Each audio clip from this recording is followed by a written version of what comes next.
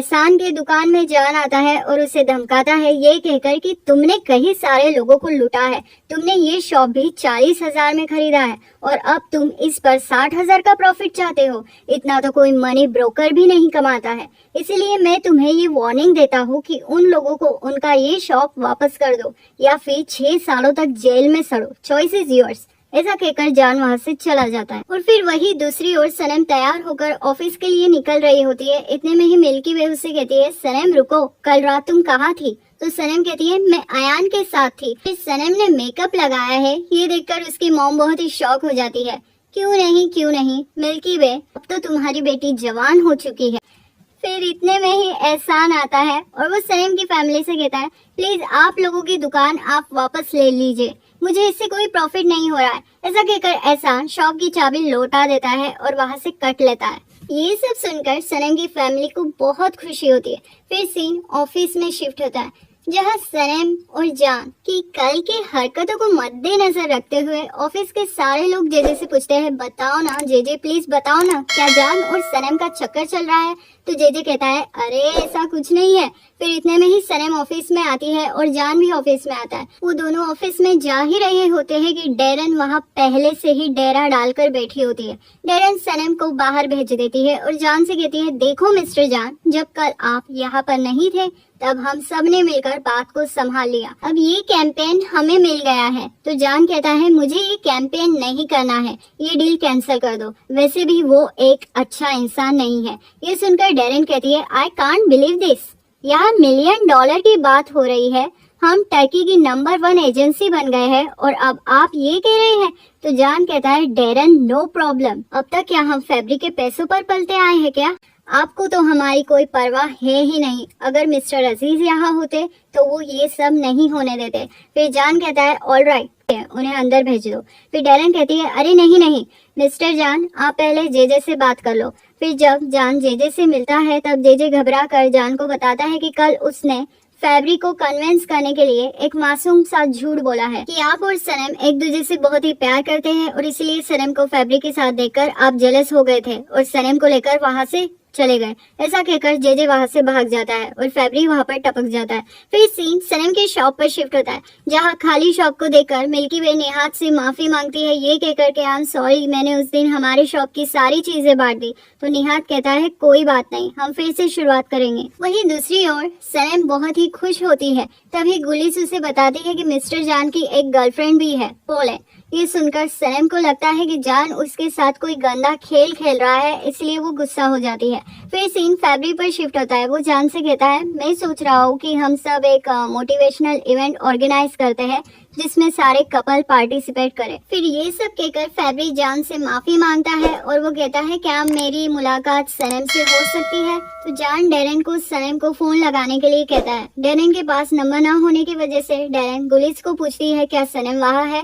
इतने में ही सनम अपनी रिंग पहनकर वहाँ से गुजरती है। तो गुलिस डेरन से कहती है, हाँ सनम यहीं पर है। तो डेरन कहती है, सनम को अभी मिस्टर जान के ऑफिस में भेजो। तो गुलिस सनम से कहती है, जाओ, मिस्टर जान अपने ऑफिस में बुला रहे हैं। तो सनम मना कर देती है। फिर ये बात गुलिस डेरन को कहती है। तो डेरन कहती है, उसे वार्निंग दो और भेजो, पर सनम फिर से मना कर देती है। तो सनम के बार बार मना करने पर जान को ही सीधे उसके पास जाना पड़ता है। ये देखकर डेरन फैब्रिक के सामने बात संभालती है। तो फैब्रिक कहता है, ये तो इटालियन स्टाइल वाला पैशनेट लव लगता है। फिर जान आता है और सबके सामने सनम का हाथ पकड़कर उसे ऑफिस में ले जाता है। फिर जान सनम से कहता है, क्या किया है मैंने? क्यों गुस्सा कर रही हो मुझ पर? और तुम्हारे हाथ में ये क्या है? कभी एंगेजमेंट रिंग पहनती हो और कभी उतार देती हो, ये चल क्या रहा है? इतने में ही वहाँ फैब्रिक आ जाता है और वो ये समझता है कि जान और सनम ने एंगेजमेंट कर ली है, इसलिए वो जान को कहता है, कॉन्ग्रेचुलेशंस, मैं आप लोगों के लिए बहुत खुश हूँ। तो आज शाम फिर हम सब डिनर पर चलते हैं। तो जान को हाँ कहना ही पड़ता है, पर सनम को कुछ समझ में नहीं आता है, इसलिए फैब्रिक के जाने के बाद जान उसे समझाता है कि फैब्रिक के नज़र में हम दोनों एंगेज है। तो सनम कहती है, फिर मेरी एंगेजमेंट का क्या होगा? तो जान कहता है, अच्छा ऐसा है तो क्या नाम है तुम्हारे फियांसे का, बताओ मुझे। तो सनम कहती है, ओस्मान, ओस्मान नाम है उसका। वहीं दूसरी ओर अयान मिल्की वे की मदद करने के लिए मुजफ्फर के साथ सारी गली के घरों घरों में जाती है और उन्हें थोड़े से पैसे की मदद करने के लिए कहती है ताकि वो लोग मिल्की वे की शॉप के लिए सामान ला सके। फिर सीन ऑफिस में शिफ्ट होता है जहां जान सबको कहता है सारी कंपनीज मिलकर एक कैंपेन कर रहे हैं, सब अपने बॉयफ्रेंड्स और गर्लफ्रेंड्स को ला सकते हैं क्योंकि ये एक कपल इवेंट है। फिर जान सनम को कहता है तुम भी अपने उस ओस्मान को कल इस इवेंट में लेकर आना। तो सनम कहती है हाँ, पर अब तो सनम बुरी फंस गई है, आगे कुआं और पीछे खाई।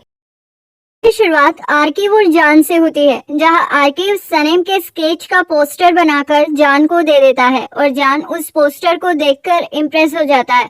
फिर आर्किव जान से कहता है भाई एक बात तो मैं भूल ही गया, वैसे तुम्हें अवार्ड मिलने वाला है। वुमेन एसोसिएशन से मुझे आसमा का फोन आया था, उसने मुझे ये बताया कि तुम्हारे कैंपेन करने की वजह से उन्हें काफी अच्छा डोनेशन मिला है, इसीलिए वो तुम्हें अवार्ड देना चाहते हैं। फिर जान कहता है यार तुझे पता है ना मुझे अवार्ड्स पसंद नहीं है, मेरे बिहाफ पर तुम ये अवार्ड ले लेना। तो आर्किव कहता है यार तू पागल है क्या। फिर वो दोनों भी मस्ती करते हुए ऑफिस से बाहर चले जाते हैं। फिर बाहर आने के बाद जान को सनम से मिलना होता है, इसलिए वो गुलिस से पूछता है कि सनम कहाँ है।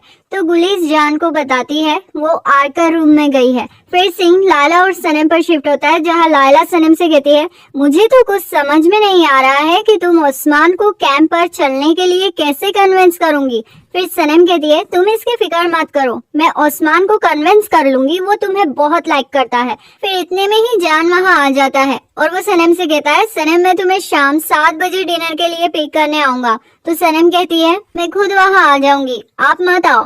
फिर जान कहता है क्या तुम्हें पता है कहाँ आना है। तो सनम कहती है कहाँ आना होगा। तो जान कहता है सनम मैं 7 बजे आ रहा हूँ, और ऐसा कहकर वो वहाँ से चला जाता है। वहीं दूसरी ओर अयान सारे मोहल्ले के लोगों को इकट्ठा कर लेकर आती है जो उस दिन दुकान से फ्री में सामान लेकर गए थे। फिर वो सब लोग मिलकर सारे पैसे लौटा देते हैं और ये सब देखकर सनम की मॉम अयान और मुजफ्फर को थैंक यू कहती है। फिर सीन सनम और एमरे पर शिफ्ट होता है जहां एमरे सनम को जान के ऑफिस से कैंपेन की फुटेज चुराने के लिए कहता है और क्योंकि सनम के पास दूसरा कोई रास्ता नहीं होता है इसलिए उसे जाना ही पड़ता है। फिर वो पोस्टर ढूंढकर एमरे को लाकर दे देती है, पर वो उस पोस्टर को खोलकर नहीं देखती है। जब एमरे उस पोस्टर को खोलकर देखता है तब वो उसमें सनम की फोटोज देखकर शॉक हो जाता है।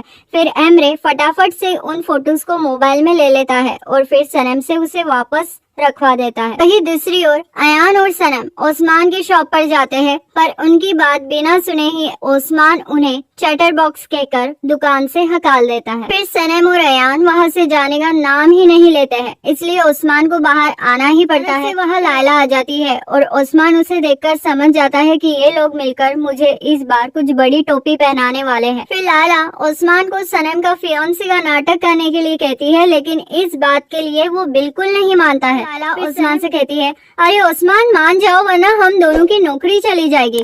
फिर ओस्मान कहता है सनम तुम मेरी छोटी बहन जैसी हो, मैं तुम्हारे साथ प्यार का नाटक कैसे कर सकता हूँ? बहुत ही बकवास है। फिर सनम कहती है यार प्लीज मान जाओ, तुम्हें बस नाटक ही तो करना है, बाकी मैं सब संभालूंगी। तो ओस्मान एक बार फिर से मना कर देता है, पर लायला उसे रोक लेती है ये कहकर कि मैं तुम्हारी हेल्प करूंगी ओस्मान। फिर ओस्मान मान जाता है, लेकिन फिर अयान उसे बताती है भैया आपको अमीर होने का नाटक करना है और इसके लिए हमें एक कार भी लगेगी। तो ओस्मान कहता है क्या, और क्या क्या लगने वाला है हमें, पागल हो गए हो क्या, पता नहीं मुझसे क्या क्या गड़बड़ करना शुरू कर देता है। और लायला अयान और सनम उसे धक्का देकर घर में लेकर चली जाती है। ओस्मान के घर से अपने घर पर आती है, पर उसको घर में से बहुत हंसने की आवाजें आती है। तो वो अंदर जाकर देखती है कि क्या हुआ, तो उसे पता चलता है कि जान उसके घर में आकर बैठा है और उसके मम्मी पापा के साथ ही है। फिर मिलती हुई सनम से कहती है अरे तुम आ गई। तो जान सनम से कहता है अरे मैं जल्दी आ गया था इसलिए मैंने सोचा जरा तुम्हारे पेरेंट्स से मिल लूं। डिनर पर जा रही हो, I am so proud of you. फिर सनम वहाँ से चली जाती है। फिर सीन लायला अयान और ओस्मान पर शिफ्ट होता है जहाँ वो मुजफ्फर से मिलने जाते हैं। फिर सनम पर शिफ्ट होता है जहाँ वो डिनर पर जाते हैं, वो भी फैब्रिक के साथ। तो फैब्रिक उनसे पूछता है वैसे मैं आपसे पूछना चाहता हूँ कि आप लोग मिले कहाँ पर। तो सनम कहती है कायसरी में, और जान कहता है पेरिस में। ये सुनकर फैब्री कंफ्यूज हो जाता है। वो पूछता है क्या कायसरी पेरिस में है? तो उसकी असिस्टेंट कहती है नहीं, कायसरी यहीं पर है, टर्की में। तो हाँ, हम कायसरी में ही मिले थे, पेरिस में तो हम दोबारा मिले थे। फिर जान सनम से कहता है हनी, तुम क्यों नहीं बताती इन लोगों को कि हमने साथ में कायसरी में कितने अच्छे पल बिताए थे? तो सनम जान से कहती है हनी तुम बताओ ना। फिर जान कहता है नहीं, तुम बताओगी। फिर सनम कहती है ओके, कायसरी के एक रेस्टोरेंट में मैं डमलिंग खा रही थी, तो तुम कायसरी में डमलिंग्स खा रही थी? तो सनम उसके और गुस्से से देखती है। फिर जान कहता है हाँ, वहाँ के डमलिंग्स कमाल के हैं। सनम फैब्रिक से कहती है कि और तभी मैंने मिस्टर जान को वहाँ देखा और बस मैं देखते ही रह गई। फिर जान कहता है और अब आगे सुनो क्या हुआ था। तो सनम मन में सोचती है अब क्या आगे की भी कहानी बतानी पड़ेगी। फिर सनम कहती है जान को भी डमलिंग्स खाने थे, पर होटल के सारे डमलिंग्स खत्म हो गए थे, पर मेरे प्लेट में अभी भी डमलिंग्स पड़े थे। फिर जान इतना भूखा था कि वो मेरी प्लेट में देखने लगा, इसलिए मैंने उसे डमलिंग्स शेयर कर लिए। बेचारा जान। नहीं, ये सच में बेचारा लग रहा था, इसलिए मैं खुद को इसके प्यार में गिरने से रोक ही नहीं पाई। तो फैब्रिक कहता है वाओ हाउ रोमांटिक, मजा आ गया कसम से। फिर फैब्रिक के असिस्टेंट कहती है अब पेरिस में क्या हुआ था वो भी बताइए। तो सनम जान से कहती है अब ये तुम बताओगे ना हानी? तो जान कहता है ठीक है, दरअसल मैं वहाँ काम से गया था, मैं रात में वॉक पर गया था और अचानक से बारिश होने लगी। मैं एक मूवी थिएटर के पास से गुजर रहा था, तो मैं वहाँ पर टिकट के लाइन में वेट करने लगा, क्योंकि वैसे भी बारिश में घर नहीं जा सकता था। फिर लाइन में मेरे आगे एक लड़की खड़ी थी जिसके बदन से कमाल की खुशबू आ रही थी। मुझे ऐसा लगा मानो जैसे सब कुछ रुक गया हो। वहाँ थोड़ा अंधेरा भी था, इसलिए मैं उसे देख नहीं पाया। और फिर जब वो पलटी, हमारी नजरें मिली और मैंने देखा कि वो सनम है। वो हमारी दूसरी मुलाकात थी और हमें लगा कि हम एक दूसरे के लिए ही बने हैं और मैं सनम के बिना नहीं जी सकता। ये सब सुनकर सनम को बहुत ही अच्छा लगता है। उसे एक पल के लिए ऐसा लगता है जैसे उसका अल्बाट्रोस उसके सामने बैठा है। फिर फैब्रिक कहता है thanks for sharing this story, this is really a heart touching story.